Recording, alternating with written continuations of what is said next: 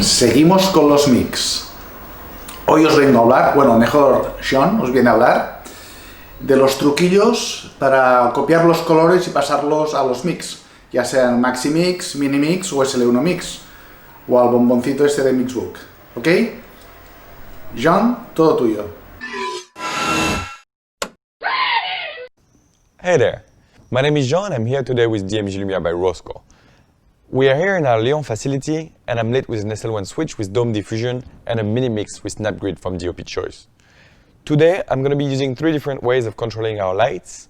One is the gaffer's control, on which I'm using the two lights above in the sky. I'm using the control that I can embark and disembark from my light, and my mix app to control the SL1 mix that is lighting the wall right there.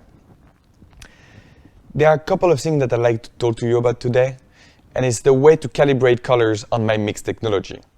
The first one is using HSI values, using any of the colors on the 360 color wheel, and adapting your saturation to it, which is pretty basic.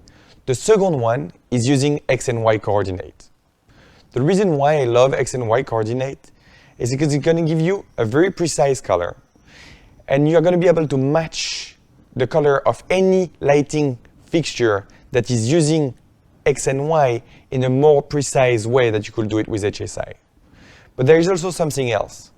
If you have a spectrometer that gives you H and Y readings, then you can use the spectrometer to color match any sources that you please. If we take the example of the mini mix right here, and for the sake of this example, we're considering that it's not a mini mix, but just an ambient light outside some shop, and we would like to recreate that light because we do not have any values, we don't have a ballast that gives you neither HSI or X and Y. I'm using a meter here, like this one, which is the Seconic C800, that is going to give me the X and Y coordinate.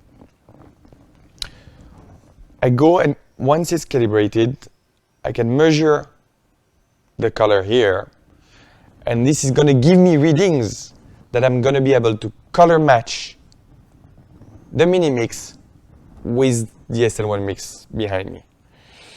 So here I'm going to enter those values. So X is 0.2084, and then my Y is 0.4184, and this here is allowing me to match those two lights. Of course, the color matching isn't going to be a 100% match every time, but it's going to give you a good base for you to tweak or adjust your color once you know from where to start. This should be pretty helpful in case of scouting or prepping, and then you want to quickly communicate the colors that you want to recreate for your set or your on location work.